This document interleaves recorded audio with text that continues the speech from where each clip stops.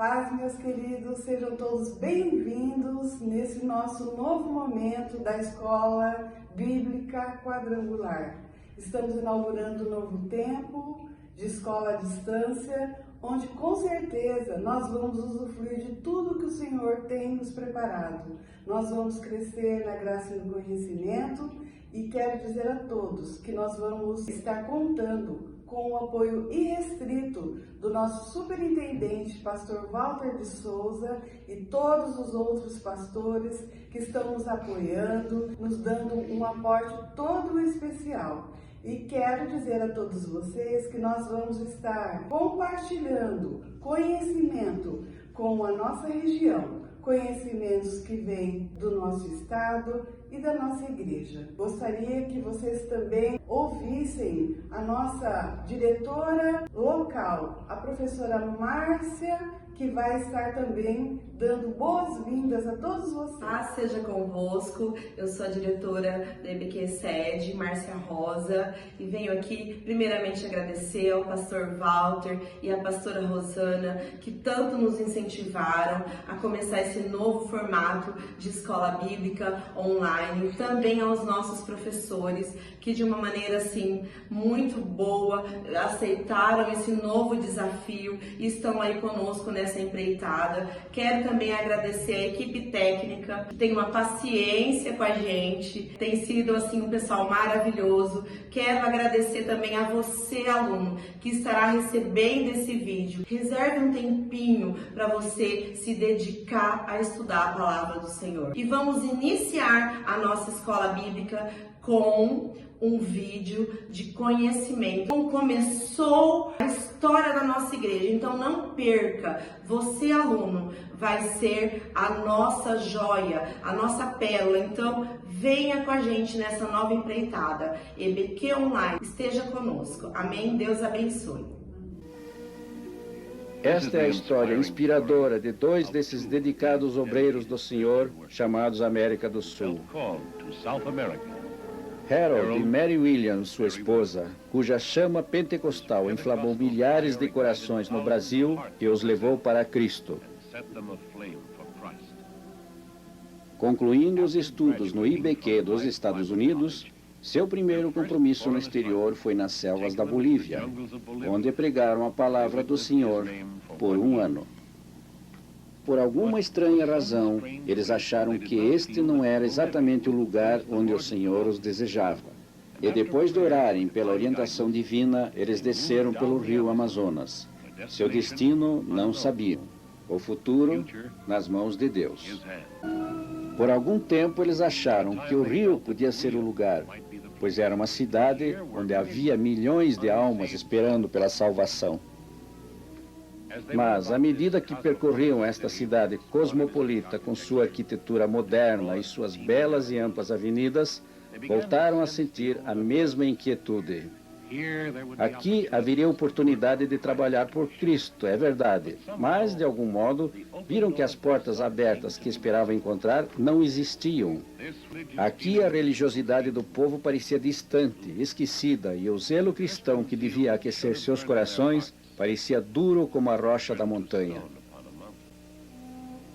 Assim, ainda esperando por um sinal divino, Harold e Mary Williams resolveram continuar, mais uma vez.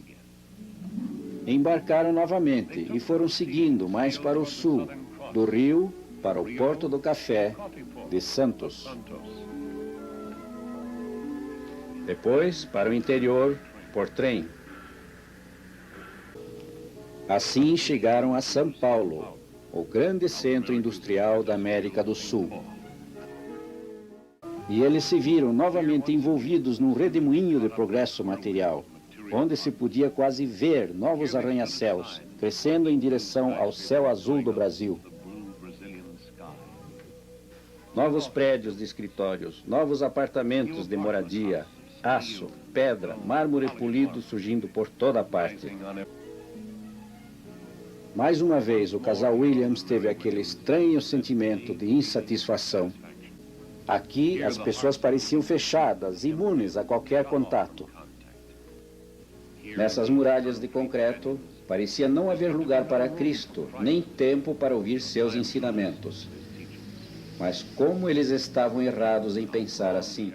Não eram essas grandes cidades que estavam despreparadas. Eles é que não estavam. Quando decidiram deixar São Paulo, eles mal sabiam que um dia o Senhor os faria voltar aqui, que nesta cidade do apóstolo Paulo teria início uma chama pentecostal que iria se espalhar por todo o Brasil. E assim, guiados pelo Senhor sem o saberem, esses missionários da Igreja do Evangelho Quadrangular deixaram São Paulo, ainda em busca de um lugar onde pudessem testemunhar seu nome.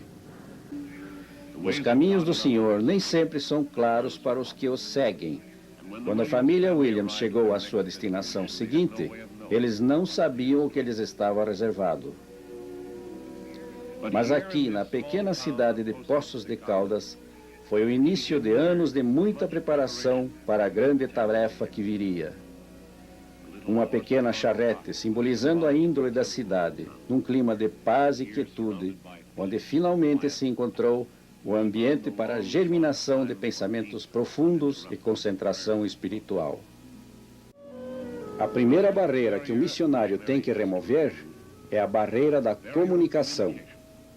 A língua portuguesa é estranha e difícil de aprender, mas se as palavras divinas tinham que chegar às crianças brasileiras, era preciso fazê-lo em português.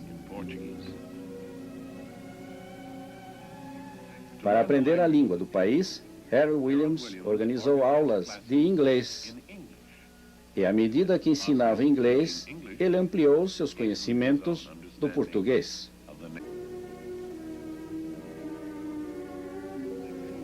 Então, alguns meses mais tarde, ele recebeu uma visita, uma das mais importantes havidas até então. Este homem era um pastor protestante de uma igreja local, e ele convidou o reverendo Williams para fazer um sermão para os membros de sua congregação. E assim, depois de orar e meditar, ele aceitou essa oportunidade de testemunhar o amor divino na própria língua do povo. Seu ministério em português havia começado. Convite após convite se sucediam, e à medida que os meses passavam, ele se tornou cada vez mais requisitado entre as congregações. Domingo após domingo, ele pregava nos púlpitos de templos protestantes por toda parte. Mas apesar desse progresso inicial, ele ainda não se sentia realizado. Faltava alguma coisa, algo ainda estava errado. Por 30 dias ele meditou. Por 30 dias e noites ele esperou em oração pelo Senhor. Onde foi que ele perdera o caminho? Por que o povo se mantinha distante de sua igreja? Agora, finalmente, o Senhor estava pronto para revelar seu propósito. Segue, vai por estradas e caminhos, e chama-os para entrarem, que minha casa estará cheia. O povo parece ter medo de entrar numa igreja comum. Talvez elas correspondam se as pregações forem feitas num novo estilo? Claro que sim. Tudo o que ele precisava era uma tenda. Uma tenda. Tudo o que eu preciso é uma tenda. Finalmente o plano do Senhor tinha sido revelado. Convencido de que essa visão era uma ordem direta do Senhor, o pastor Williams decidiu expor seu plano diretamente a seus superiores nos Estados Unidos, pedindo seu apoio e consideração. Lá ele entrevistou-se com o Dr. McPherson e demais membros do conselho para um pedido todo especial referente ao trabalho no Brasil. O presidente mandou que sentasse e ouviu com atenção. Williams contou que havia recebido uma inspiração para um novo tipo de trabalho no Brasil, alguma coisa nova e que nunca tinha sido feita anteriormente, ou seja, colocar uma tenda do Evangelho bem no meio de uma grande área industrial de São Paulo. Precisava de uma ajuda inicial para adquirir o material para essa primeira tenda. O presidente achou a ideia muito boa, apoiado pelos demais membros. Eles concordaram que a ideia era ótima e iam divulgá-la entre os membros da igreja para conseguir donativos. O Dr. McPherson transmitiu o plano aos membros principais da igreja para sua decisão final. Explicou as maravilhosas possibilidades que o programa oferecia no sentido de ampliar o reino de Cristo no Brasil.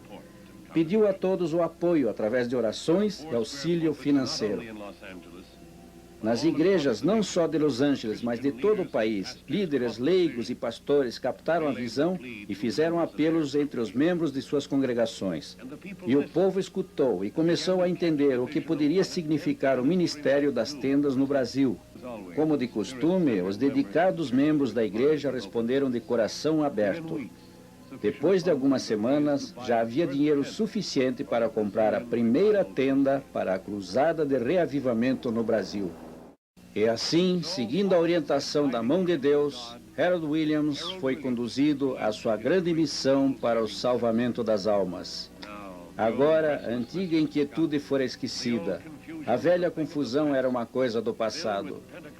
Cheio de zelo pentecostal, esse apóstolo do século XX ergueu seu tabernáculo de lona, pronto para lançar seu ministério do Novo Testamento na grande cidade de São Paulo.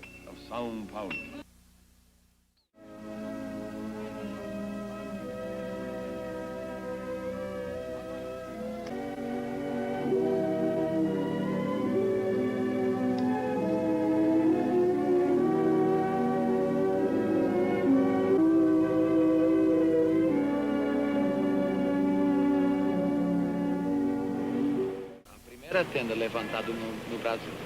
Vamos dar graças a Deus. Nosso Deus, nós te agradecemos pelo privilégio de levantar esta tenda que vai ser usada para a tua glória. Lord Jesus, abençoa principalmente aqueles que tornaram possível a primeira tenda no Brasil. Que ela sirva para a salvação de muitas almas. Pedimos em teu nome, Senhor. Amém. Quando tudo estava pronto, Harold e Mary Williams saíram pelas ruas convidando diretamente as pessoas do povo. Havia chegado o grande momento, depois de anos de preparação. Eles haviam seguido o caminho indicado pelo Senhor. Tinham se esforçado por compreender e seguir sua vontade. Mas depois de tudo aquilo, qual seria o resultado? Para Harold e Mary Williams, este foi o momento de triunfo.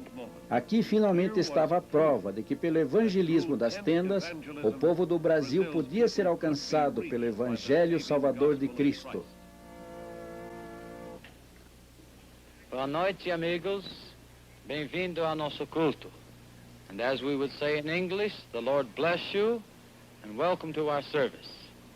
Hoje é o nosso primeiro culto na tenda de Jesus. Graças a Deus pelo privilégio de pregar o Evangelho aqui debaixo desta lona.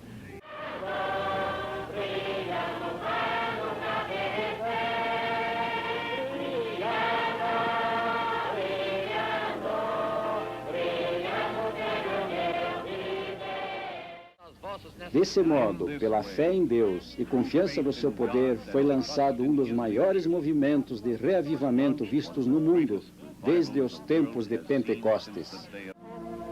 Nós cremos que Jesus Cristo é o mesmo ontem, hoje e será sempre. Acreditamos que da mesma forma que curava os doentes há 2000 anos atrás, hoje Ele também cura aqueles que acreditam nele e nele depositam toda a sua esperança. Intimamente, ele agradecia a Deus por tê-lo mandado ao Brasil, porque ao encarar os rostos dessas multidões, lhe vinha a certeza de que nesse país havia milhões de pessoas famintas pelo pão da vida. Cada domingo, quando termina o culto, ou sempre que é possível, muitos membros caminham pelas ruas com megafones cantando hinos da igreja. E para contar a outros seu júbilo pelo encontro com Jesus Cristo. Essa é uma típica passeata com megafones feita no Brasil hoje em dia, de maneira contínua. Geralmente isso é feito pelos membros mais jovens. Entre os moradores são distribuídos folhetos e eles são convidados para as reuniões nas tendas. A acolhida a esse tipo de trabalho tem sido impressionante.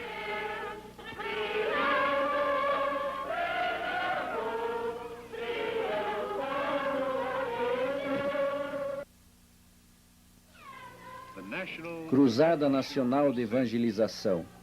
Igreja Internacional do Evangelho Quadrangular. O Brasil será melhor com Jesus no primeiro lugar. O Senhor seja louvado. Que maravilhoso testemunho das almas que trabalham para Cristo existe nas legendas dessas faixas.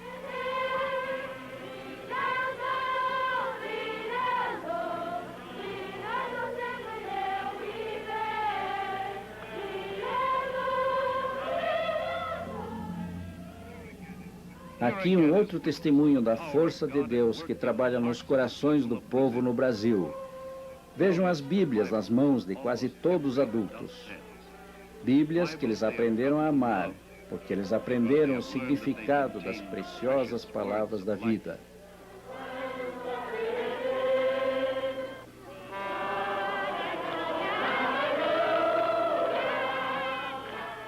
A força desse reavivamento é claramente notada pela cada vez maior participação do povo. Aqui, em fila até fora da estação ferroviária, mais de 1000 participantes da cruzada estão esperando para uma grande peregrinação até Sorocaba para a cerimônia do batismo. Novamente, aqui estão felizes novos cristãos, graças a alguém que um dia se dispôs a ir ao Brasil. Esses cristãos estão aqui porque 2 pessoas, Harold e Mary Williams, foram chamados e outros contribuíram para ajudar a apoiá-los enquanto levavam avante o trabalho do Senhor. Nesse domingo maravilhoso, 125 pessoas foram batizadas. Louvemos ao Senhor por terem essas pessoas ouvido Jesus e compreendido o que verdadeiramente significa o batismo. O movimento se espalha por São Paulo, para os estados vizinhos. No espaço de 20 meses, mais de 1 milhão de pessoas escutaram o Evangelho e grandes batismos eram realizados em muitas cidades. Não aos pares, não em grupos de 10 ou 20, mas a centenas, cantando, cheios de alegria, eles chegavam. Homens, mulheres, rapazes e moças, jovens e velhos juntos. A onda pentecostal espalhou-se para o leste, até o Rio de Janeiro, então ainda a capital do Brasil. Rio de Janeiro, a mesma cidade pela qual Harold e Mary Williams um dia tinham passado, agora ansiosamente aceitava o Evangelho. Hoje está rapidamente se transformando no centro de atividade da grande cruzada brasileira de reavivamento. Como Pedro, eles também obedeceram ao Senhor e lançaram suas redes onde lhe ordenou que fizessem. E que imensidão de almas eles conseguiram obter com esse trabalho. Nesse outro domingo, mais de 300 foram batizados e tem havido mais de 500 em outras ocasiões. Porque o mundo todo é campo de semeadura para Cristo e os milagres que Ele hoje está realizando aqui, Ele pode fazer e está fazendo também em outras terras. Assim, elevemos nossos próprios corações e aceitemos os desafios que nos esperam no mundo. Ergamos os olhos para termos a visão dos campos de colheita. Agora chegou a maior oportunidade para o testemunho cristão. Agora, a nosso alcance o dom de podermos, por nossa própria ação, saber que nós também temos comando. As missões mundiais do Evangelho Quadrangular chamam para a colheita de Jesus.